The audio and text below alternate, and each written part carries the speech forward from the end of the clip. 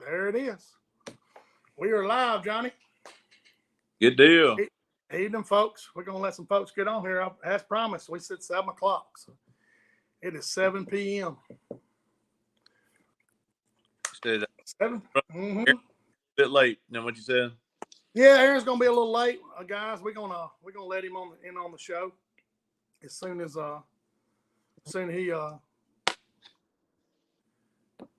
he adds this screen. We're going to put him on here, guys. We're going to make sure everything's good.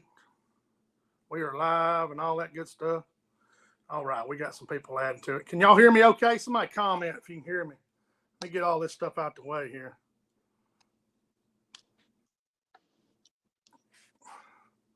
There's a comment. There's old Ryan Willis. Can you hear us, Ryan? We got about 12 people coming on there. Let me get that off. I don't want to hear myself. There you go, Jason Domain. There you go. Oh, wow. There's old Chris Collins. He's on there. Again, guys, Aaron's going to be a little late. He's got a business that he runs. I think a moving business, and he's going to jump on here as soon as he gets on here. I'm going to add him to the cast, and but till then, man, we're gonna talk about some fishing. You know, that's what me and John do all the time. So, John, go ahead and mention. John was going to mention Andalusia Marine is one of his sponsors, and go and tell them about that motor in case somebody on the show is interested. Tell them about it. All right. Andalusia Marine in South Alabama, Andalusia, Alabama. If you have been looking for a motor, the bigger motors are hard to find right now. Anything above a 115. They got a brand new Yamaha 200 in 4-stroke last week. And if you'll buy a motor from now, I think it's to the end of March, you'll get the initial years of warranty plus an additional 2 years of warranty. So that's 5 years where you normally get 3 on a brand new 4-stroke Yamaha. And like I said, they hard to come by right now. And they got one in stock. So is that the F motor, John, or the no, it's a show. That's a show. That's the 200 show. Okay, if anybody out there is looking for a show, Andalusia Marine's got one. That's what John. I told him he didn't mention on the show because, like he said, they're hard to come by. So yeah, you start looking for a motor over 115 in today's culture right now. It's kind of tough. I mean, I'm sure 80 people will come on. Well, so and so's got this and this right now, but right now they got one. So. Yeah, I believe they're hard to find, guys. Again, we're waiting on Aaron. He had to work. He runs a moving business, and he's like the rest of us. We all work during the week and stuff. He's gonna join on as soon as he can. But y'all go ahead and it's raining out there, so it's Jason wants to know, is it a 20-inch shaft? Jason, I would think so. If you'll message me or Shane, we'll get back with you or call the boat dealership. If anybody's interested, like I said, message me. I'll get you in touch with John or whatever. So yeah, it probably ain't gonna last, guys. Especially us being this. That's right. There it is. Old Matt saying, call him Crappie Slayer. He said the weather. I'm glad the weather held up, guys. I don't want to see any bad weather. I'm about sick of this rain. I don't know about y'all, but this pattern raining every Thursday is getting on my nerves. So. Well, I'm ready. I'm ready for this warm weather. But when you get this warm weather and you get a storm behind it, you know what we're gonna get. That's bad news. That's right. That's right. Shane, what you hearing about your water temperature up your way? Like, here at the house, it's about 54.5, and I'm in South Alabama, about 2 hours from the line. We ain't far behind you, John. I'm gonna say we're 52, 53. Again, you get up in these shallow flats, I'm sure it gets up there a little bit with the sun coming out, 5, 6 foot of water. But I'm curious, on river systems where those crappie are setting up. We was talking about it last night on Big Daddy show, Getting Outdoors with Big Daddy Lawler. We was talking about last night where these crappie may be positioned. Didn't you catch some the other day? Tell us about that the other day. So, some of these lakes are here by me. They got a couple of like telltale spots, and where you can go up in. And when that water temperature gets about where it is now, those males will start pushing in, those sloughs and getting that 8-10 foot of water, staging up to go in. And when I saw that water temp like that, I checked one of those spots, and like I was telling you, I went in there. I was like, I saw a little group of 8, and I said, busted a couple of them male fish. And it's kept going in, and they're kind of starting to stack in there. So if you got a spot where you know they're going to spawn, and you can start easing in there and try to pick some of those groups of fish off where those males are going in there and getting ready to move in, you probably could be pretty successful. And they're starting to get a little color to them too. So you're saying the males are getting a little color to them as far as their hormones changing, they're turning blacker. Yeah, you can tell, when on the dorsal and stuff, they'll start getting. That's the first place that they start, getting some color to it. And yeah, well, I put a couple of them in the live well. When you throw them in that live well and they immediately start turning, Right. So their hormones are going, like I said. So you're telling us that, I know you're a little south of us, but they ought to be getting ready to. I guess you call that's really staging up, John. Isn't that what you would call it? They're staging up, wanting to go make their beds. That's exactly what I call it. Yeah, you throw them in that live well, and within 15, 20 minutes they start turning black. I don't know if it's the stress or them being shallow all of a sudden, but Right. For sure. Yeah, they're up there. I guess the black crappie, especially, they're eating bugs. They're eating everything inside, I'm sure, as they're staging up. Oh, our water's so dirty right now, and they probably eat whatever comes across them. Yeah. Brian Wise, excuse me. I want to say Byron. He said he caught 46 up the lily pads the weekend before. I guess he's talking about Eufaula. I guess I assume he's talking about Eufaula. Byron probably talking about Seminole.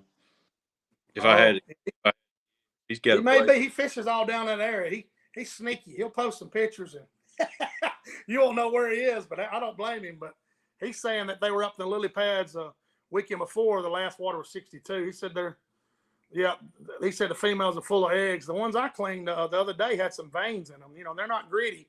When they get grits, it's on. What I'm talking about. So absolutely, that's a good indication. But they're not going to spawn until they're supposed to spawn. It's just like the deer rut. It's not going to be early. They may stage up in the cold front, blow them back, as well as I do. Them fish you get up, you thought, oh man, they're going to spawn, and you get a cold night and it backs them off. And you know how they move. They moving all the time. And, like, Eric was saying, they don't go far. But Shane, I tell you something else funny to watch. A lot of people don't realize, but it's a telltale sign. When you start seeing people catching these shell cracker on bed, yeah, it's right there a lot of times behind it, because you know what I'm saying, that's the first one that everybody starts whacking on is them shell crackers, because they gonna do it first. And just look, when you start seeing them guys post them shell cracker pictures, just keep watching. In the next little bit, it'll be go time. Oh yeah, there'll be a lot of people, posting pictures, and that's when you can really tell. Byron said he was on Seminole. What he said there, John. Like you said, a lot of people. The pictures they're going to be a good indication. When people start posting pictures, a lot of people do. That's when they're biting, John, for sure. We're going to get us some questions, guys. If y'all get ready, we've been on for about 10, 15 minutes, and there's Jimmy Hugh, and he's been fishing down south. I think he fishes down there in the lower end of Alabama. I think they've flooded out right now down there. Yeah, they got a mess of rain coming. I think we've had 1.5 inches up here. He's fishing the lower delta. I thought somebody said down there about Hubbard's, it was like in the parking lot. I guarantee you. Let's see. Oh, Ryan, we're going to mention this because a lot of people may be interested in this. Ryan Willis talking about his new Kippewa prop. He rebuilt his trolling motor, put them slab crazy bushings that Eric was talking about last week. He's getting his boat all ready to go. He had some live scope trouble, which we all do. He's that Kippewa prop. You talk about it on that Ultrex. They said it is something else. It's the real deal. Eric was commenting on it today, and you run one, and he's got one, and I have one extra in my boat. My Garmin didn't like it very much, so I sold it to Patrick Stone, and he fell in love with it, buddy. Right. I need to comment actually on that prop. So that prop's great. It's going to be faster than the original Ultrex prop. But guys, if you're moving from spot to spot and you're one of those guys that wants to run like 9 or 10, be careful doing that. Let out of that thing because it'll burn that board up in that Ultrex. Okay. Because I think that thing's turning up more. And I've got some friends of mine that actually work at the boat dealership here in Andalusia, and they run bow fishing trips, and they wide open when they bow fishing trips. Right. They got it turned, and they burnt some boards, turning it up with that prop. But they love the prop. Now it's quieter, faster. Right. On the Ultrex, Shane he didn't have a great experience with it on his Garmin, but on that old, as far as most people I talk to have liked it. Yeah, that's a good tip, man. Ryan's telling you thanks for that info, because people need to know that, man. Because an older gentleman told me years ago, if you can learn from my scrapes and bruises and bumps and stuff and my mistakes, somebody's burned a board up, and that's good information to give out. Hey, if you're gonna run one of those Kippewa props, try not to run it on, wide open all the time, because it is way faster. So you don't have to run it to three-quarter. You don't have to run it on 6 or 7 or 8, and you got the same speeds you did at 9 or 10. So y'all get some questions going for us. We got 58 people. I want to bring up, we had the last video of Eric, John, and myself, we had 3,300 views last Thursday. That's awesome. Thanks to you guys. That's a big, I don't have a lot of followers. I think we're up to 1,300 on this fishing page, and I appreciate it, man. You guys are a bunch, and this is not really work to me or John, because we talk about crappie all the time, and I want to thank y'all. That's a lot of views, man. 3,300 views in a week. So share it and like it on whatever platforms you. That's right. Yeah, we're trying to get this thing. Like I said, if you got simple, it doesn't matter from a simple question to a type of jig to line or something. If we don't, we're going to give you our opinion on it. So, Jamie Beasley saying that Minn Kota told him to run his Ultrex on 8 at the highest with a lithium battery. So, that makes sense. That's very good. Speaking of that, I took 2 100 amp hour Dakotas and made a 24-volt system for my trolling motor system, and I've actually thrown the breaker before, like mashing on mine too hard. Right. So that's a real good point. Yeah, that's what kind of information we need, guys. Like, if you don't hear us talking about it, and you think it's useful information, hey, post it on here, and I'll put it on here. Like Jamie Beasley saying, he's that's just good information, man. Share it. Like, the crappie community is a sharing community. We always say that. So let's see. Mitch Huffman's asking me what color jig should I use on bankhead. Mitch, I went up there Sunday. What color jig was I throwing? White and chartreuse. That's what I was throwing.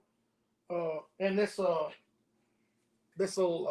they call it, Bonehead calls it lemon lime, but it's John Deere green.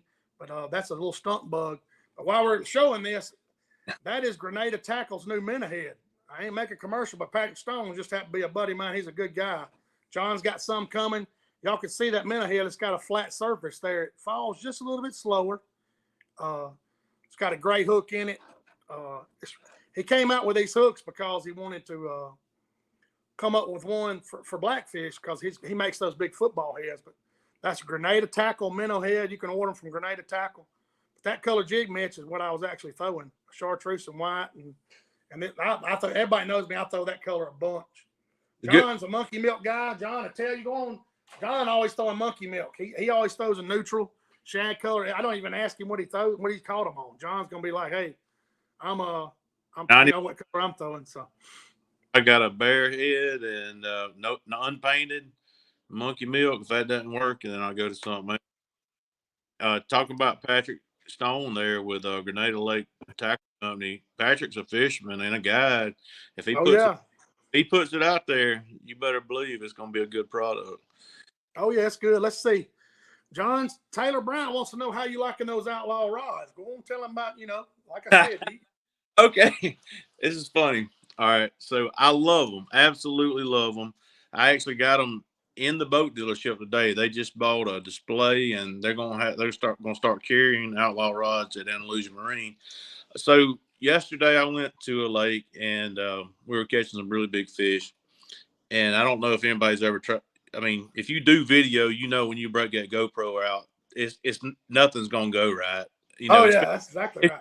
Yeah. do a small video. So I had that 14-foot pole yesterday, and I was trying to get a over 2 pound fish and boat flip it. Well, I had like a 160, 165, 170, and we've been catching some really big fish. Well, I hook up to a good one over 2 pounds.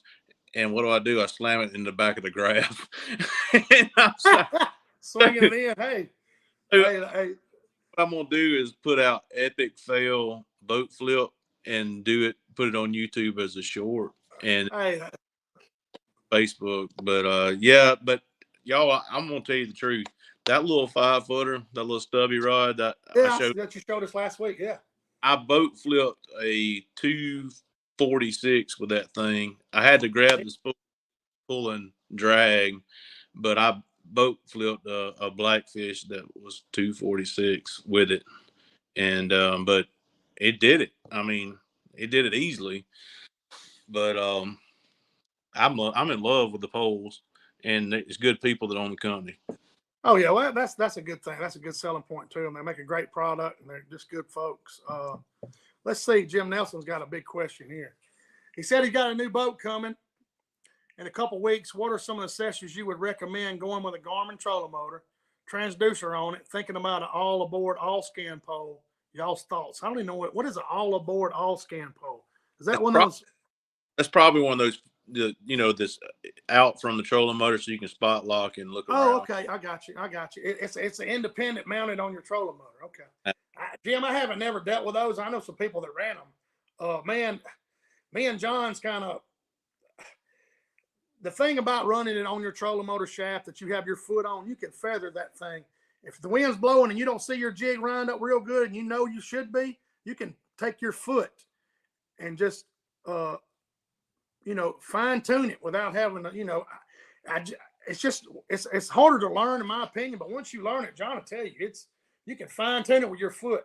Like I said, you take your foot off that trolling motor, you're just lost to me. Well, when you're chasing schools, I mean, you need a third arm or third leg to try to run. Oh yeah. Motor, because them schools are gonna be moving. You're following them, and you're trying to cast on and get ahead of them. But yeah, for sure. I mean, but now I will say this: during the summer, when fish get on that wood, like they do, or they might not do this everywhere, but they get on that timber and then brush piles, and you get downwind or down current of that brush pile, you spot lock, and you can dial that thing in and just bump it back and forth, and you don't have to worry about nothing.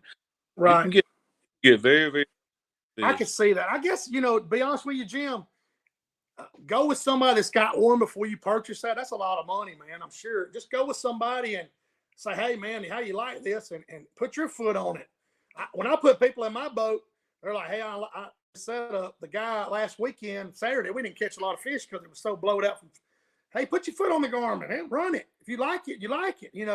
It's whatever you like. I mean, whatever you do to put those fish in a boat, it doesn't matter. You can use, like I said, you can use a Zebco.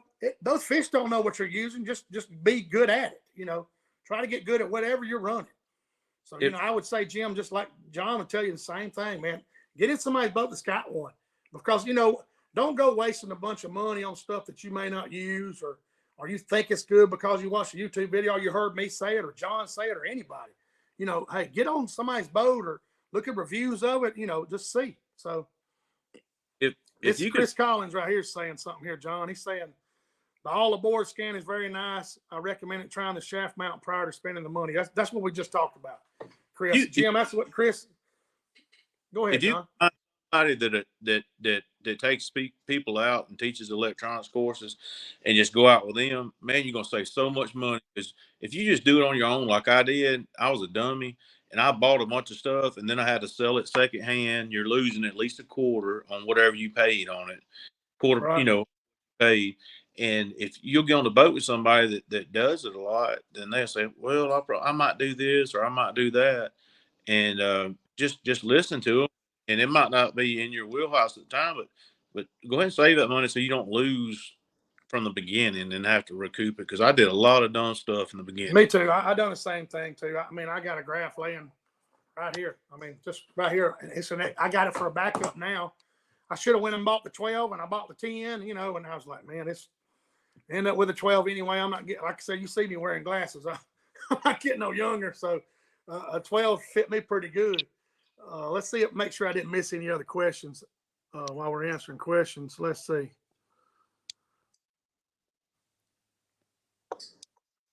Chris is talking about, the best. He's talking about. I want to say something real quick. Go ahead, buddy. While I'm looking it up, go ahead. Up there at Wise Lake, I don't know. Alan's asking how was Wise Lake right now. Alan Roberts says he wants to know. So go ahead. So if you're ever at Wise Lake, the Bay Springs Marina and the motel or inn, I can't remember exactly how they say it. I think it's inn. It's probably the most reasonably priced place with so much to offer of maybe anywhere I've stayed at. Like super clean rooms. You can get you a boat slip for $10 a day. Walk down, have a bait shop, get whatever you need, and then go step on. I mean, what more can you ask for? And Miss Terry is a delight. I mean, she's one of the sweetest ladies you'll ever want to deal with in your life. It's pretty amazing place to stay. I loved it. But he's asking about Wise. It was miserable. It was very miserable. There you go, Alan. Alan lives on Wise Lake. He's a good friend of mine, Josh's dad. He lives up there. It was blowing like 20, and there was like 2-foot rollers, and it was cold, and it rained on us. Hey Shane, that outfit you told me about was worth it. That float suit by Windfinder. Oh yeah, what is that? It's a wind runner. Is that what it's called? Yeah. Wind runner or wind right. It's on Facebook, guys. It's a floating winter suit, and me and John was debating. It's like $350, and it's a lot of money, but it's cheap compared to some of those suits. And it's a floating suit, and John bought one, and he had to buy a way bigger size. I'm sure he'll tell you that. I wasn't sure I'd have to buy. He bought a 3 or 4. I'll probably have to buy. I don't even know if they make one, but for some reason they run a little small. But it's a wind runner. I think that's what's the name of it is. That's it, Wind Rider. I mean, that's it. You can buy that suit for something comparable to it. You buy half. Aaron saying the invite did not come through. You want to try to text it to him, Jane? I'll send it to him again. You just keep talking, buddy. Oh goodness. Go ahead. Hey, look, I don't know if anybody knows the background of CrappieKast. That's like the best meal you can get. You got. Oh yeah. Y'all can see the background. I don't even have some onion rings. Shane really dolled it up on the picture now. I tell you. Yeah, that's some good looking food right there. For sure. I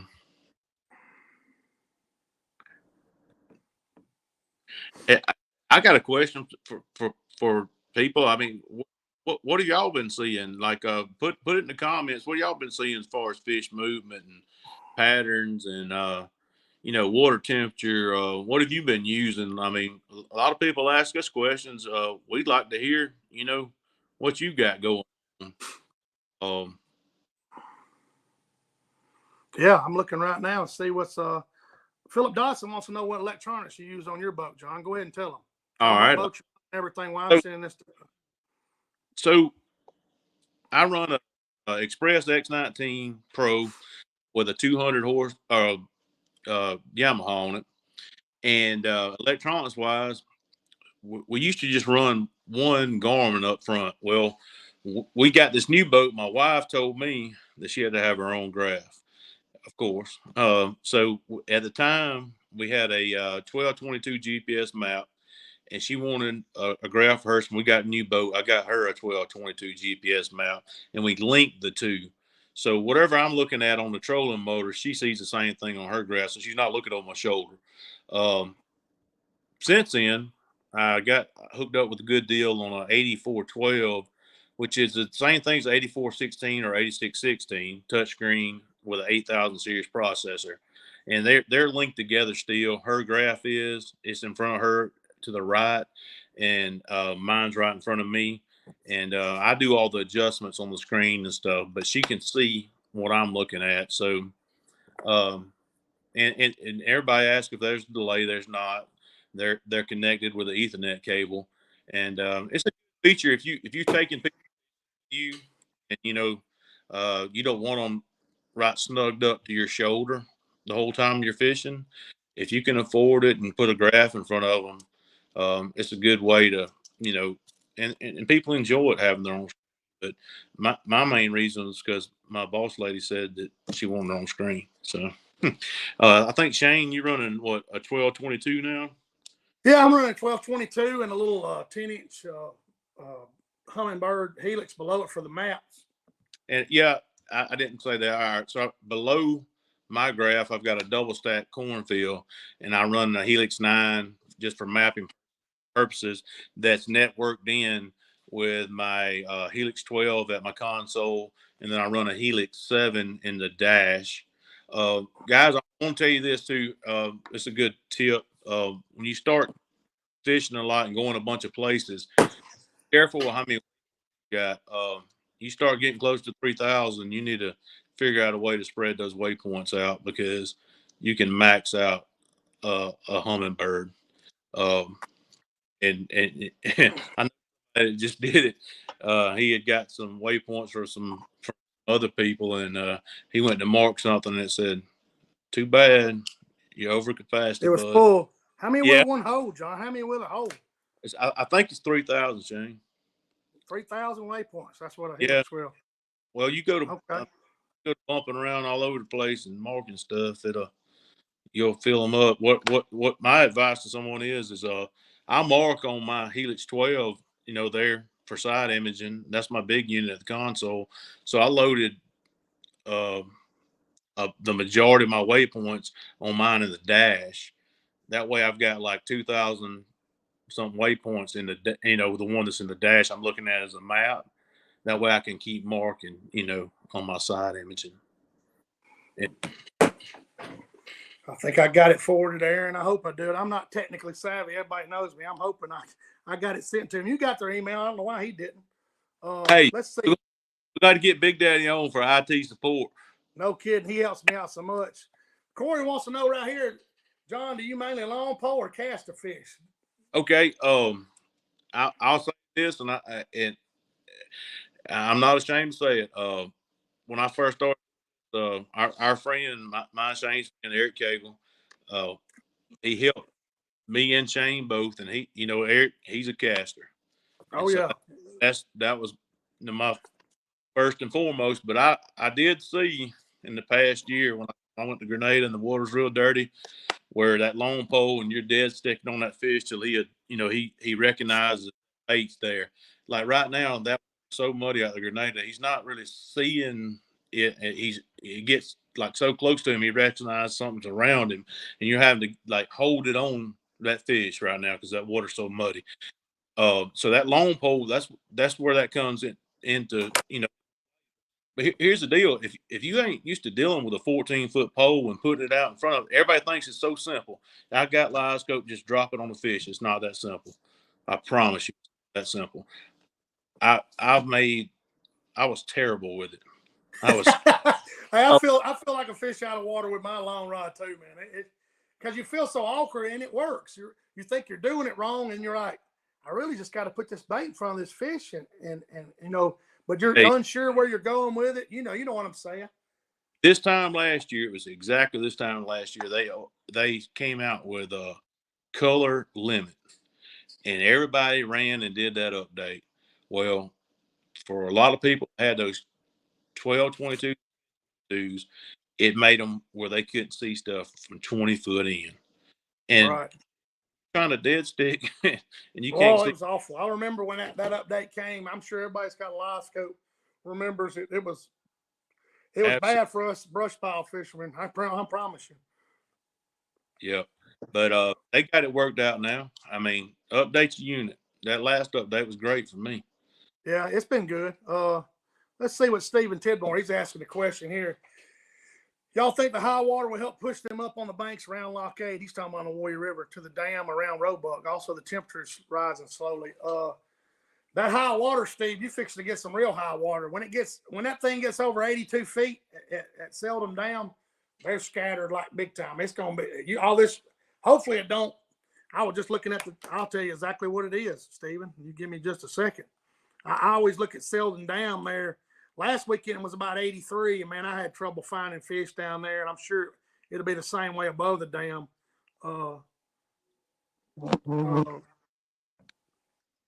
Let's see. It is 84 right now. So 75 full pool, Stephen, below, lock 7, which is below where you're talking about. But I can't tell you, Steve, you're liable to go in there and find a bunch of fish. I mean, don't go what I say. You might go in there and find schools like John was saying, of males setting up and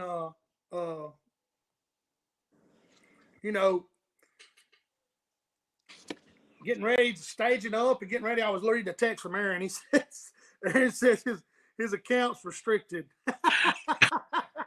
I ain't gonna ask you what for. I'm not even going there, guys. But Aaron, we'll get Aaron on here next week. It's nothing that's a good thing about this live. This is live, so you're gonna see the fumbles and stumbles and me misinterpreting and he's trying to go under another count now, he says. But dang, what make what 1 for 3? Oh yeah, it's awful. Everybody knows this show. The first time I done it, this is the 3rd episode. The first time I was trying to add John on Facebook Live, and it was bad. It was for me. It was like a 3-year-old with just didn't know what was going on. I tried to add him, couldn't add him, and Big Daddy Lawler he actually suggested we go through StreamYard. That's what this application is right here, and it's a lot better. It's user friendly. He's got me. Hopefully, I'll get it a lot better at it. Excuse me, but let's see. I'm trying to see if we got another question. Ryan Willis has been saying he's been learning how to use the long pole like everything else. Boat control is king. Learning what to range to keep the fish in, make it comfortable. That's right, Ryan. You gotta figure out your strike zone and where you're comfortable. And because, like you said, if you got muddy water, you can approach these fish. But if the water is kind of semi-stained, there's certain approaches you're gonna learn what not to do. If anything, you may spook the fish. Hey, go ahead and elaborate, John. Well, I'm gonna make a good point. In my opinion, if you're gonna have to go up in there with that long pole and get on them, if that back trolling motor, if you can get something back there, makes all the difference in the world stopping that boat. Because you're not gonna stop the boat and throw prop wash out and keep that fish that close to the boat and within 15 feet. He's gone. I mean, I don't give a damn if it's how muddy it is.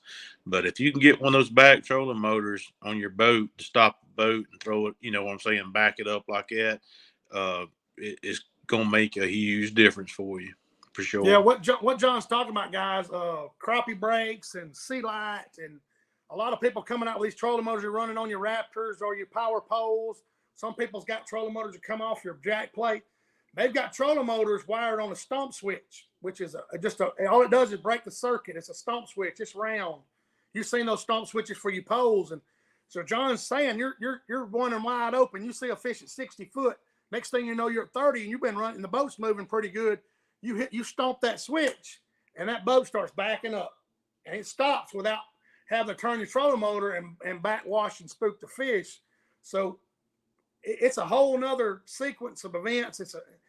I guess I don't have them on my boat. I'm going to add them to them because a lot of stumps, prairies I fish, there's a lot of stumps you can't really have them. John knows all about that.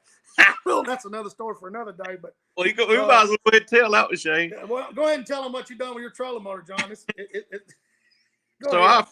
I first got one of those trolling motors back there on the back, and we was up in one of Shane and I's probably favorite places on the river, and there's a lot of standing timber in there.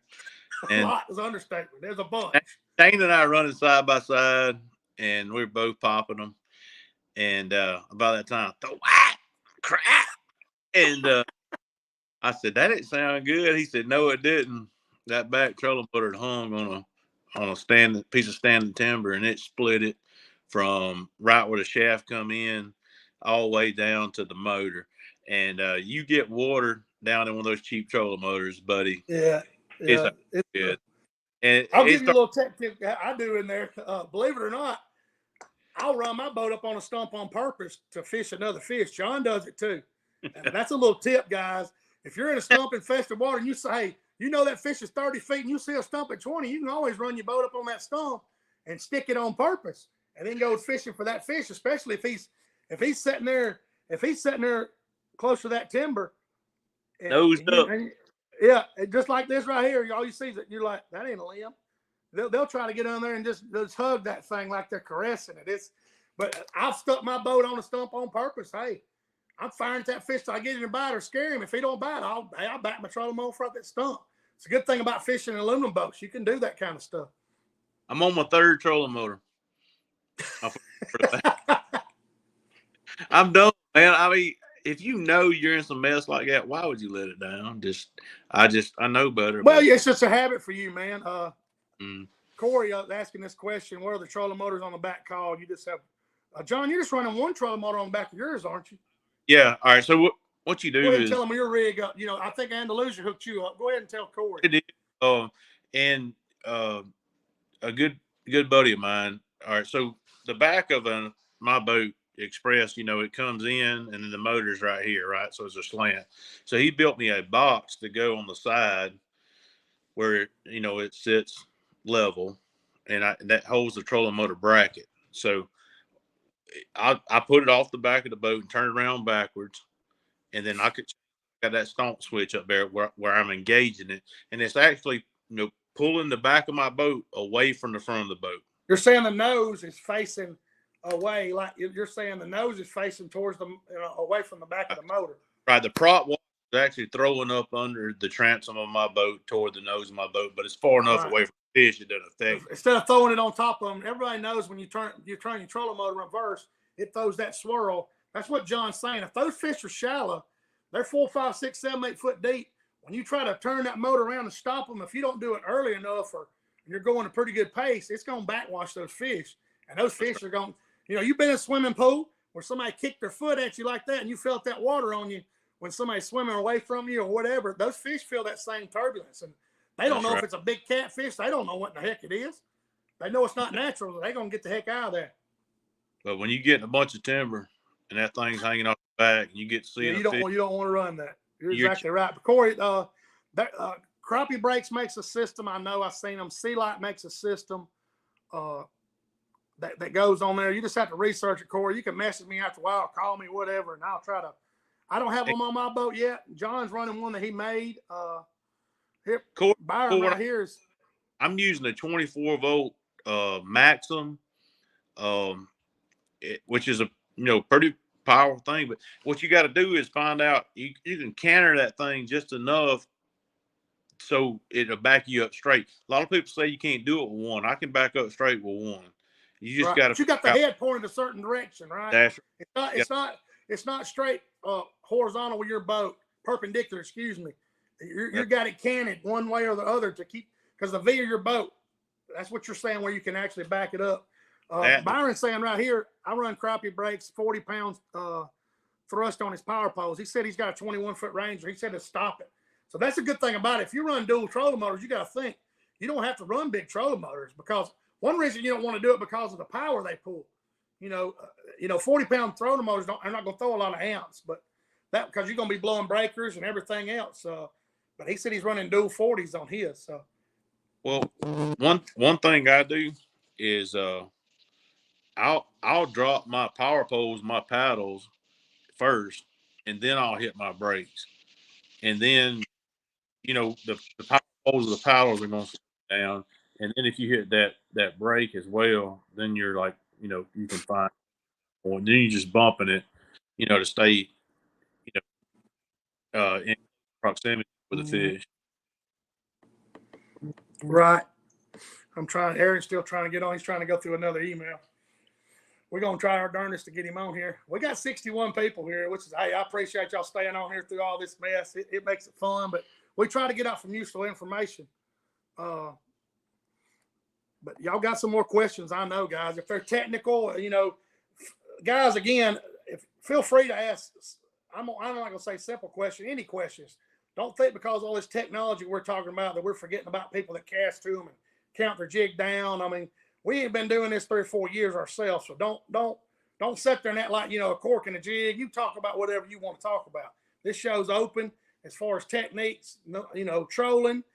John used to troll a little bit. I haven't done a lot of experience doing it. But don't think because we're talking about live scopes and power poles and different stuff. Shane, hey, go ahead. I'm gonna write this down. You send me an email. Went through this before, like as far as settings on our live scopes. Yeah, go ahead. Tell them. So I'll let Shane talk. He's trying to get Aaron hooked up right now, so I want to kind of go through what my settings are on my live scope. I run my noise reject on high, and TVG I have it off, and typically my regular gain is anywhere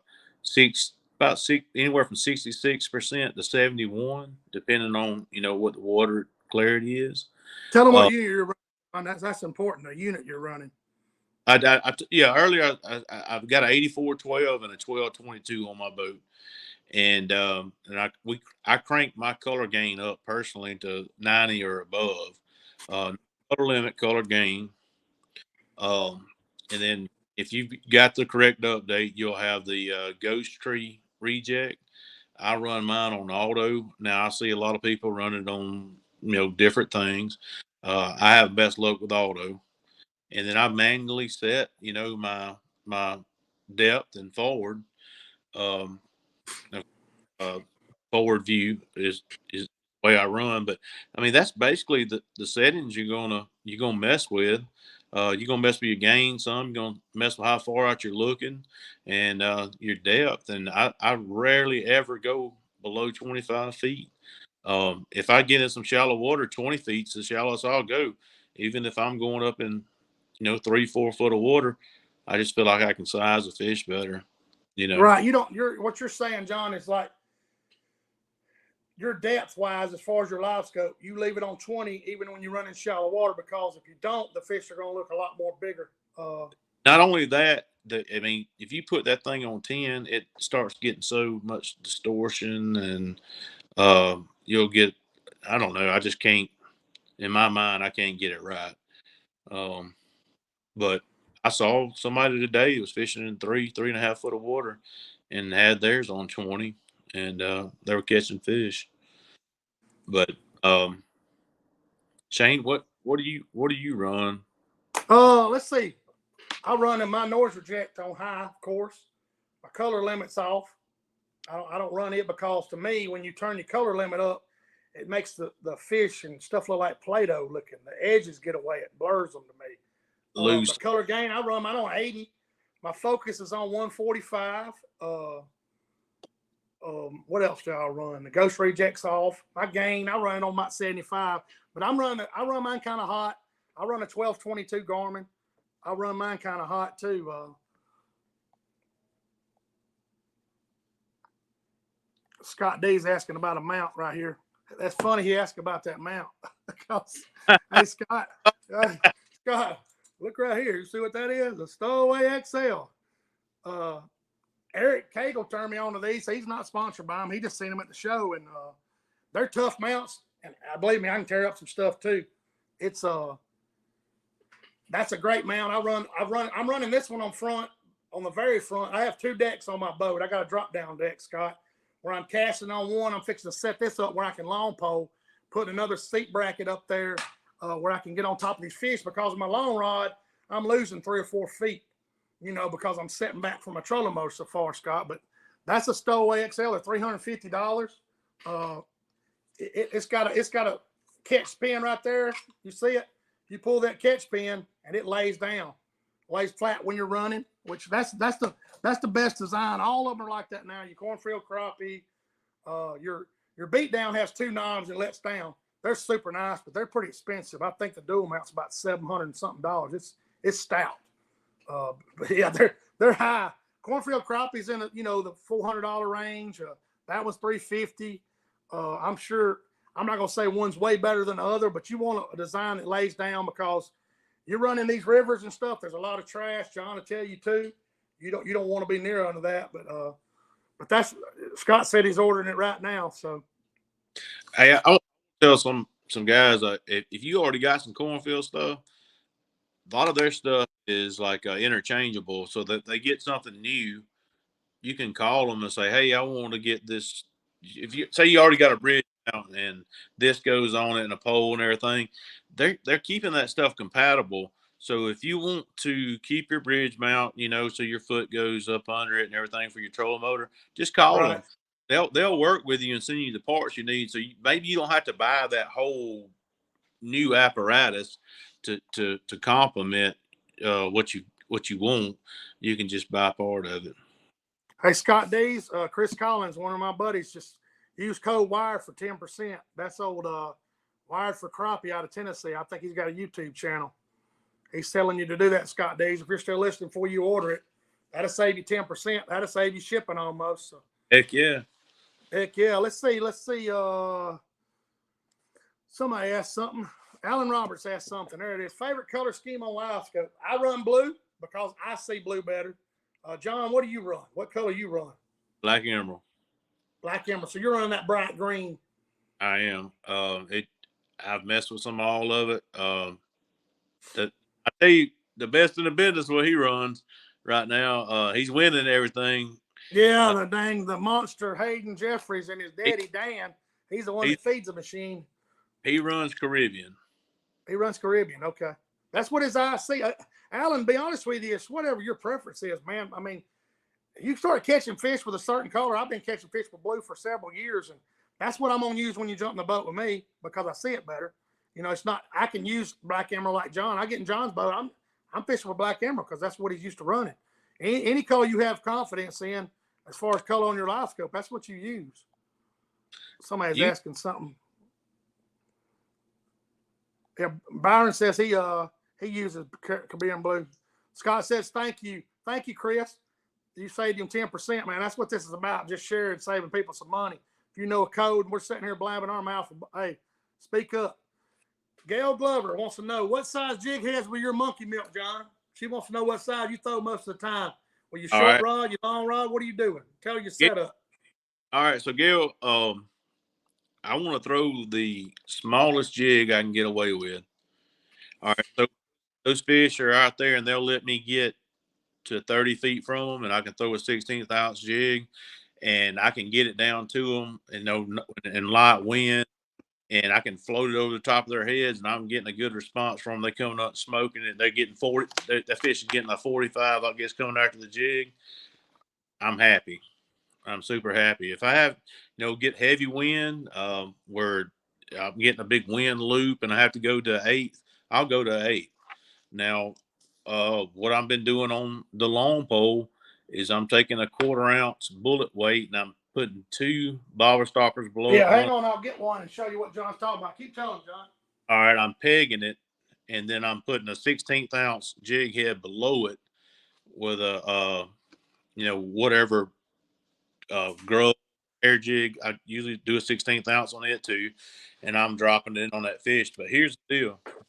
So if you're coming down, let me see if I can get in front of the camera. You're coming down, this is your lead, and you use water. Well, that 16th is going to be up above it. So when you get about 2 foot above your fish, you stop that lead so this 16th catch up. And that's what you're presenting to the fish, not the lead. Because if you just drop that lead down, you're presenting They're going to smack that lead. You're right.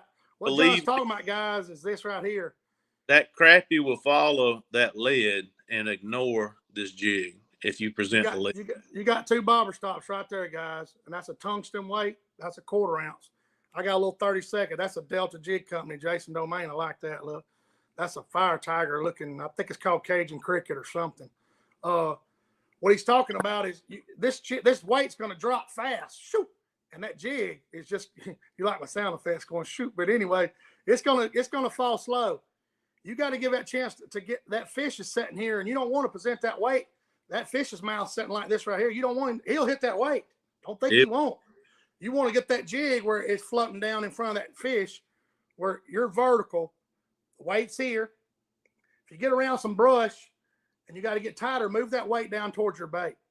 Don't be scared to do it like that. I got a lot of room between mine because I don't want them to hit that weight. But if you get in some brush, move it down. But that thing, you want that thing straight vertical. And John, to tell you on these long rods, you want to dead stick that bait. You don't want that bait moving. You see that bait moving right there, and that's just my nerves or whatever. It does that in the water too. You know, a minnow naturally quivers. They don't do all this hopping stuff. I get people in a boat and they start hopping their jig. I'm like, what are you hopping? You know, live scope has taught me there's nothing in the water that hops that they eat. You know, they're going to scurry or run or, you know, they're really not. So when you drop that jig in front of that fish's mouth and he's like, I'm hungry. I'm not hungry. I'm hungry. Oh, heck with it. I'm going to eat it.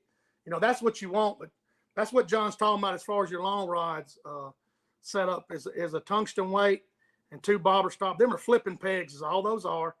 People know, people that's bass fish their whole life, they know exactly what that is. But let's see if I'm missing any questions, John. Yeah, and Chad's saying I'm trying to see if we missed any questions, guys. Jason liked our little comment. Mike Hill saying I saw a post where a guy took pliers, bent the eye of the hook horizontal, and it has it between a bullet weight and okay. What is he talking about there, John? You know what he's talking about? Mike Hill is there? Yeah. He's saying I saw a post where they took pliers, bent the eye on the hook horizontal, and it has it between bullet weight and the stop. Okay, yeah. Okay. I see. Okay. He's basically running a 2-hook rig, but he's ending that where they pick by the lead up there. So if the fish comes up, Aaron! Hey, well, I didn't I'm glad you come on, Aaron. We're gonna make a show now. Yes, sir. What's up, John? Aaron, worker man's got to work, buddy. That's Aaron, yeah, fellas. Ladies and gentlemen, that's let me set this thing up where I like that better, like that. Yeah, I like that better too. Yeah, I do too. Aaron, how you doing, buddy? I know how you doing, man? How y'all guys doing? We're doing good, man. We've been having on here for almost an hour, but since you on here, we're gonna keep going. There's 55 people watching. We're just gonna keep rolling with it. So, hey, y'all doing a good job, man. Yeah, let's see. Hey, Bill Bone wants to know, hey Aaron, on your casting long rods, what size line do you use, buddy? What type and what size? I use 6-pound tests. I used to use 4, but I had a couple breakoffs. In tournament fishing, I never use 4 again.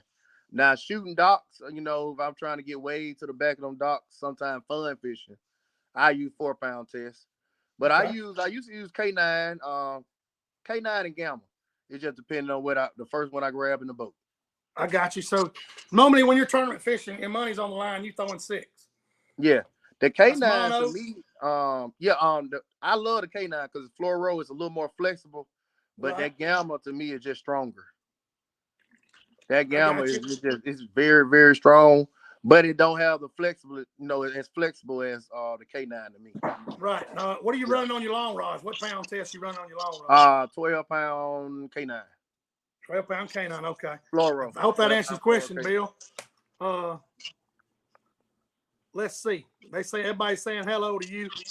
Hey, come up with some questions. We got Aaron on here. Aaron, you won the Alabama Crappie Masters tournament down there in Cooter's Pond a few weeks ago. Yes, sir. Let's see. Let me see if I think I thought I added a picture of it. There it is, right there. See them 2 flags? Right I covered him up with his finger. There he is. That was a good tournament, man. We had a big turnout. Alabama Crappie Masters did a great job of that. And, that was a tough tournament. That's what that was. Yeah, you had tough. How many weights you have? 1270 something. Yeah, you had a big. What was your big fish, Aaron? 231. I think. It was a big fish. Yeah, we struggled. I caught 3 and finished 9th. Hey, that tournament was that was a rough tournament. It was. Anytime that river coming up like that, I'm gonna tell you why I did pretty good that tournament. Yeah, go ahead and tell us that. ACT came to that river. Every time a tournament comes to that river, it's ugly. John know that. ACT came, the national championship. Water was 10 foot high. And after ACT came back again, and the water was about 10 foot high. So in those 2 tournaments, man, I got a lot of practice seeing what I did wrong. Tried to learn off my mistakes. And now I don't even mind if it's up or down. Now you just, hey, to be honest, tournament fishing, you best go when it's ugly, because you can do good when it's ugly. You'll be a pretty good Amen. tournament. Well, you learn from history, whether it's good or bad, right? I mean, heck, Yes, you got sir. history with the place. He's Yeah. talking about Cooter's Pond, the Upper Alabama River, guys. What are you talking about? Yeah. I tell you what, Aaron, since you brought the subject up, man, without giving any away your secrets, of course, because you tournament fish. How do you approach high water, man? What do you do? Hey, to be honest, just learning from guys like Eric and Lamar. Hey, when it's muddy and high, first thing I'm doing, I'm going shallow. I got you. I'm going shallow as I possibly go. I probably go like 4 or 5 foot of water and then work back deeper. Yeah, that's what I learned. You're going to do the opposite. You're going to go to the back of the creek and work your way out. I'm going all the way to the back, and then I work my way out. Yes, sir. Gotcha. That's my thing when it get high, because I used to do it the opposite way. I would find okay fish, like I did okay in the ACT. I finished in top 25 in the ACT National Championship, but them other guys, they were doing stuff that I wasn't used to at the time. You know what I'm saying? Right. They've been doing this a long time. They got a lot more knowledge of stuff. Yeah, you brought your game. You had to step your game up to compete with them. That's right. Yeah, and then we in learning stages. We don't well, I was about to say we. Well, I don't fish every day. Hey, don't we talk about that guy? If y'all don't know, the guy up there in the upper right-hand corner, he's retired military. I don't get a chance to fish every day. I'm a working man. I wish I could, but he's retired military. So they learn things that we don't get to learn every day. Right. You know Big Daddy wants to know if any of y'all gonna fish that National Crappie League coming up. I already paid. I already paid for it. I'm fishing it. Yes, sir. There you go, Big Daddy. Aaron's fishing it for sure. Yeah, I'm fishing it. John, you ain't fishing? John, come on down and fish with me, man. Hey, I might as well. If I come down, I might as well mail you my check. Shane, you might as well come down and fish too, man. Hey, Shane, you on the river? Hey, that hurt my feelings. But I tell you what, though. But that time, I don't think this is gonna be as bad as. I think this probably gonna be one of the best ones. When is it? Aaron, when is it? The first week of March. It's the 4th and 5th. Next week is the off limits, and then it's like the 28th through the 4th, and then the tournament's on Saturday and Sunday instead of Friday and Saturday. There's gonna be some pigs waiting in that thing. There's gonna be some big fish waiting in there. Yeah, that's awesome. I hope so. I like to see that. Yeah. I'll keep up with it. I don't count me out. I'm supposed to have some trips, but I may come down there and donate what is the entry fee? 500. That's 500. Okay. Yeah, 500. It's 100. I got my butt whooped at Wise. I'm thinking about going back fish Crappie USA Saturday, because I don't like getting my butt whooped and don't. You're talking about going back up to Wise? Yeah, that's Crappie USA will be there. Yeah, I want to say no excuses. I didn't find the winning fish, but me and John had found the same place. My batteries that went dead at about 12 o'clock. And I called those guys over there at Militech. Those some good guys, and they didn't already sent me 2 new batteries, and I had to send my old ones back. So they stand behind their product. I had a couple problems with them the day before my batteries that went dead too, and I don't know what it is. John said, you said what it may be, John? The board. BCS. Every one of those batteries got they call a BCS. Yeah, those boards and Rain of them. I just got on, went back into my spot, and I guess fish was moving at Wise Lake, and man, I upgraded 3 fish, and then boop, down goes Frazier. Yeah. Wesley Cole's asking, when you were talking about fishing shallow, were you casting or long poling them? I can cast in shallow water, but I'd rather use a long pole, period, now. Gotcha. When you say long pole, Aaron, tell the viewers what do you consider a long pole? What do you use? I think a long pole be 13 foot and longer now. Okay. That's what I consider a long pole. To me too. Some people cast with 10 footers, to be honest. I see what the dude from 3 pound. 3 pound, he casting with those long poles, so. Hey, whatever. Like I told somebody earlier, whatever you're accurate with, use it. I don't care. Yeah, if you be accurate, the longer pole to me, the better. You make for a quicker hook set. Derek Russell, that's a good buddy of mine. He was talking about when you were talking about the water. You was talking about when the water's rising. That's when you go to the back. When the water. When the water is high. Yeah. I like. There you answer your question, Derek. he was talking about down there at Cooter's Pond down there when he fished the ACT and stuff. Basically, to me, a lot of that is on river systems, because lakes don't really, I don't think lakes get the flood like that. No, they don't. They don't get as high. Nah, they don't get as high. Hey, Aaron, in there where you and I saw each other about every day. Uh-huh. You're talking about Wise Lake now. Tell everybody where y'all were. Yeah, Wise Lake, yeah. Well, we started together. Yeah. And tournament day, we saw each other too. Stayed in there. I did, but did you notice how those were affected? Column, like it always see that was being affected. Like like on live scope, it like it passes you and you can went through. Yeah. Could you notice those rolling affecting that water always like 5.5, 6 feet and pushing those fish? It pushed them to the bottom. Yeah. Yeah. That's why when I came through that shallower water and I got that deeper water, that he's over there. Oh yeah. You are. Yeah. Explain what you're talking about. What was causing those fish to go to the bottom, John? Yeah. Well, Aaron had we kind of practiced on thing, but anyway, he was over when I went in there in the tournament day. He was over in some deep water, and where I was at, there ain't no way these fish ever see them because the rollers were affecting the whole water column. Yeah. I needed to fish down to the bottom, over some deep water. I needed to push his fish down some, but he was still catching fish. But we were having a pile of water to get one fish. Mm-hmm. He can talk about that a little bit more. They were super spread out. Yeah, man, it spread out real bad.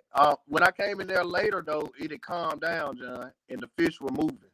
They had came back up in that water column, and they were moving when it calmed down a little more. I'm going to tell you another thing. I don't know about your live scope. I got the 1222. It had made my live scope a lot darker in there. I don't know about yours. Yeah. Mine was darker on the I don't know if the element, how that water was acting or how that water was rolling, but it was a lot darker on my live scope because of that. Was there sediment in the water, or what was it, man? Yeah, I think it was. I don't think it's just sediment, but when those waves, like anytime the waves, they'll stir that water up, it gives a bubble. Bubbles, yeah, like you're blowing down, something like that. Yeah. Exactly. Hey, y'all answer this question for Jason here. He said, "How do you tournament guys keep your fish alive? Any fish care tips?" This is good for anybody. I'm gonna let John. I'm real simple with that, so I'm gonna let John go over there. John's got a complicated system, so go ahead. Yeah, I'm simple. I'm very simple. John goes overboard. My wife, we lost some fish at 2 years ago, and she told me that you can figure out whatever to do, not that happen. So I've got a big cooler. It's like a knockoff Yeti, and I've actually got a thermometer on the outside and a wire, and I can see what the temperature of the water is outside the cooler. Well, we oxygen through an actual oxygen tank on the side through a pediatric regulator, and we set it on the side. And we'll put frozen balls in there. It's warm outside, but we had fish knock wood. We've been using that. Now we put belly weights on the belly to keep the fish turned up right. When a fish starts laying on its side, more out to die. You know, the biggest thing is when that water starts keeping it cool. You want it. What I've heard about say about 5 degrees below water you fish from. We've been fortunate, like I said, we've been using that cooler system to have fish die. But those belly weights, you pulling a fish deeper water, belly big difference. It's just a clip that goes on the fish on its. Yeah, you're talking about the weight. It looks like a clip. He's talking about a weighted clip, guys. Right. It keeps that fish vertical and basically lets them. I guess it kind of burps them, especially when they're trying to lay on their side and doing this kick number. You ever put a crappie in the live well, lay over on this? Here, you probably can. What you say, John? You use belly weights on your fish? Oh yeah. I don't use them if I need them. You know what I'm saying? But to me, if you have a fish to me, with the turn over the side, that's just to me now. Just my opinion. A lot of times on fish, if you reach in there and poke them, they'll jump and shoot out. But I know as a term, especially me fishing by myself, if I go check on my fish, I don't want to see that. So if I see one turn aside, I'm gonna put the belly because I don't even want to be worried. Yeah. Because if I'm worried about the fish, I can't concentrate on fishing as good. That's right. I got So, thing, guys. We had this is the first time I ever done. What's that blue stuff called, Aaron? Putting a live well? I use G-Juice. G-Juice. That's it. All right. That's it. All right. Jesus, there it is, Jason. So Saturday, pop the fish, and Dad would hit around the plate and come up to the fish. I immediately started bleeding. Mm-hmm. Well, I'd heard this before. You take that G-Juice, hold it off, pour it down, and it would immediately spot the fish. Immediately, it quit bleeding immediately. You say you pour what? That G-Juice right there. Oh, yeah. It immediately quit, and we weighed that. I mean, it wasn't much. That's awesome. That's a good tip. I didn't know that. The number one tip I can tell everybody is clean your live well. They make live well cleaners. If you let fish die in your live well, that ammonia gas gets on the side of your walls, and you better clean it because everybody that keeps crappie like all us do to clean and eat, keep a crappie, you better clean your live well, peroxide or vinegar, whatever you need to do to clean it. And hey, John, in the summertime, I remember back in the day, they used to tell once you put ice in there, that's it for the day. But I add ice. If it get hot outside, I add every couple of hours. Especially tournaments in the summer, I add a small bag of ice, not a big one, a little 7 pound, about a 7 pound bag. What Jessica do is we'll bring 8 or 9, usually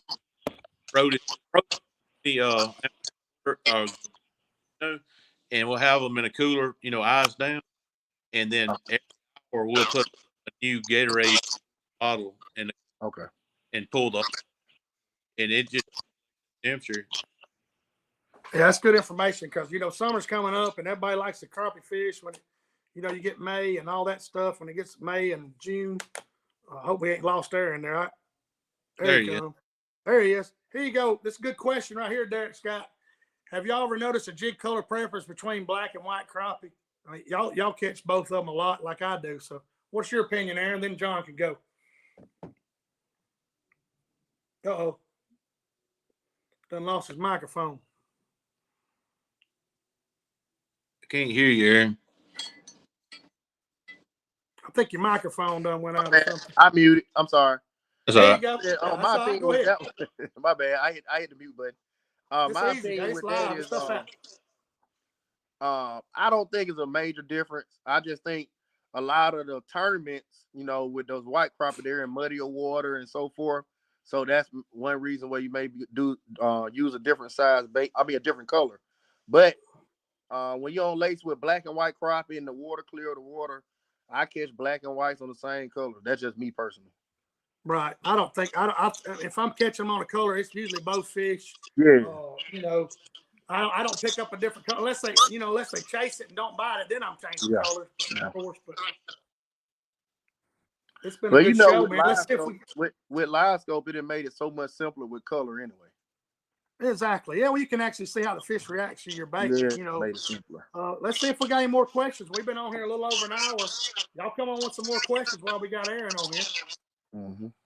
Y'all get some knowledge here. Like I said, it's good information, man. Hey, John, come on back up there and fish Crappie USA with me, man. You need a partner? Yeah. Hey, let's go in there and ask the missus over there. Get some revenge. Man, we owe them something. We owe them something. Well, I was so I would have told Brandon Threadgill and Phillips and Jonathan's going up there. They got to be. Yeah, hey, they may do, man. I'm still. They don't go up there, weighing in 13 pounds. I know my butt will be back up there. I'll be right back there. Yeah, I'll be. Especially the fish that move on them. That's the only thing. Absolutely. Taylor wants to know what y'all's colors. What's your go-to colors in muddy water, Aaron, John? I know what John's gonna throw. What about you, Aaron? Well, I'm I guess orange and chartreuse. black and green, of course. And straight chartreuse. That's about it to me. I'm simple. I'm very simple when it comes to. You know what? I was a bank fisherman before, and we'll have a billion colors trying to catch. Me too. Fish. I used to. And when live, and then I have all those colors, and I remember I cleaned out my boat because I put all that stuff in my boat, and I had a half trash can full of stuff I just threw away. So I'm very simple now. I used to, hey, anything bad pro shop, hey, oh that look good, oh that look good, oh that look good. So now I try to keep it kind of simple. Like Eric said last week, he fished most time with about 4 or 5 different colors. Right, that's me too. That's me. I know John throws monkey milk. They gonna eat that or starve like that old man. Oh yeah. He's like they gonna hit this jig or starve. Crappie Lane's asked, this is a good question, y'all. This is a good tip. Y'all can give some good information on this. How do you make those big finicky crappie bite? That's a good. This is something to know. This is good. Hey, when he find the question, let us all know. We'll pay for that tip. That's what I was just about to say. Hey, we're gonna ask hey, Shane, we're gonna ask the crappie guys that one, man. Hey, you know what's crazy, man? I say this all the time, and we all cut up. If I could tag a 2.5 pound crappie and put a transmitter in it and follow that thing, I wouldn't sleep at night. Yeah, I would not. I would not sleep at night. I would know where everything it do. I want to know what that thing does, where it goes, what it's thinking, because it's like a big deer in the woods. You don't know. You know, you're going to find a big fish in an area every year. Don't get me wrong. It may change a few days, but you know where those big fish are going to be at a certain time of the year. But making them bite, man, that's sometimes they'll take the rod out of your hand. Sometimes they'll just snub your bait or hit it with their mouth closed. Hey, I mean, when a big fish say it ain't going to bite, when anything, it just ain't going to bite. Gotta move on. I don't care what you do. Hey, you need some TNT. Hey, that's exactly right. Hey, Sunday I was fishing on the river and I found a big old school 50, and they just looked at my bait like it wasn't nothing. I wanted a cast net, just throw on top of it. Hey, especially black crappie, we talked about this. Black crappie are the most finicky. They turn on and off like you wouldn't believe. At least you know, I'm jealous of those people out in Texas that those big white crappie set on that timber like a chicken on an egg. Arkansas, there. Arkansas, Oklahoma. I'm not hating. I'm just jealous because you come here to these rivers and it's not like that. The only good thing it is about our lakes, which is so tough for them black crappie to bite sometimes. And what I'm getting better at tournament fishing is finding the bigger fish. Right. Because with us messing with them finicky black crappie, that's why Eric can find the bigger fish, and that's why he's so good at tournament fishing, because he can give them the bite because he's used to those black crappie. You know what I'm saying? That's right. Yeah, that's right. I'm working on finding them, and I don't really. I be like, hey, they're getting the bite. We worry about that later. That's the least of my worry. I just need to find them because we deal with those finicky black crappie so much, man. And then tournaments usually be around white crappie. So I love tournament fish because I can find them. I feel like I can get them to. Right. That's 90% of the battle. Like you said, it's just if you find them, especially live scope, you know. Yeah. It keeps us from fishing dead water. It just does, you know. Mm-hmm. It just keeps us from fishing dead water, and you know that's the good thing about it. You don't have to have it to catch fish, but I got go one ahead, John. Aaron. What that, John? It's gonna be a funny one. I used those guys that are used to fishing all these white crappie lakes and stuff, and they're gonna come to Logan Martin for Mr. Crappie, and they're gonna have to learn how to. And but you know, but the only thing, John, them dudes are so good. Yeah, they are. In a week they'll figure it out. They will. Oh yeah, that's the thing about them. They so good. At first it's gonna be like, what in the world? And then after a while, they gonna figure it out though. Yeah, you're exactly right. The guys that travel like that, they really good, man. And you're exactly right. They're just like these Bassmaster guys. They break down the lake, and somebody's gonna figure it out. I mean, but like you said, they're gonna get a little culture shock because they're gonna be shocked. You come in there and them blackfish is gonna be snooty, especially in September. You know. John, I think that's gonna be a pretty tough tournament though. I hope so. That's gonna be a big deal, man. That's gonna be a big deal for Birmingham, man. It's gonna be. Hopefully, all of us be in the tournament. We got some big news coming out. I know you heard me. Yeah. Yeah. We'll end up getting in the next month. Yeah. Hopefully everything runs smooth, John. Yeah. That's good. I hope so. Like I said, we've been running an hour and 15 minutes, and we still got 47 people. I appreciate y'all staying on here, guys. We're gonna get Aaron on here again. I'm not gonna tie everybody's I'm night sorry. up. No, I'm good. It's all, Man. hey, I can stuff talk happens. fishing You're all working, night, man. Hey, I can talk it's fishing all good. night. You want you run a moving company or business, don't you, Aaron? What do you run? I got a moving company, and this time of year I'm running a moving company. Then I do taxes in the beginning of the year. Oh, so I be moving around. I be in and out the office, but I be moving. Hey, that's working, man. That's what you I'm got to do at when the you tax go office fish. now. You see, look in the background. Look at all these boxes. Woo, in the back of the tax office, all these boxes. Go ahead. Talk about about your business, Aaron. Oh well, we Yeah. we load, unload, pack. We'll pack whole houses. We did that for Eric. We came in. Eric was in Mississippi, and we went to his house. We packed his whole house up, made sure everything was packed, safely and everything. And we'll move people. The far as I went this year, it's the Texas. Last year, the far as I went was Cody, Wyoming, and that was a 28-hour ride. Wow. What's the name of your business, Aaron? What's the name of the Knight's Moving Company. Knight's Moving Company. Okay. Yeah, hey guys, you need some moving. There's the man right there. Yes, sir. And it's on the my cover photo on my page on my page. Yes, sir. On your Facebook page. That's awesome, guys. Let's wrap this show up. Like I said, they've been on there. I appreciate you guys staying on here. If we missed your question, hey, tune in next Thursday. We'll do it again. I'll bring Aaron back on. Yeah, I'll come back on here because I'm sorry I missed a good. That's all right, man. time. Stuff happens. You got to work, man. Hey, everybody does that. That's not a problem. I appreciate y'all guys being on here, and thank y'all. And I'm gonna end this broadcast. John, I'm gonna see you Saturday. Man, I'll call you. Call you. All right. Y'all talk. Appreciate y'all guys. Thank y'all for watching. All right, Shane. CrappieKast. We're gonna be on next Thursday, 7 o'clock. All right, Shane. All right. Thank y'all, buddy. Appreciate it. Yes, sir.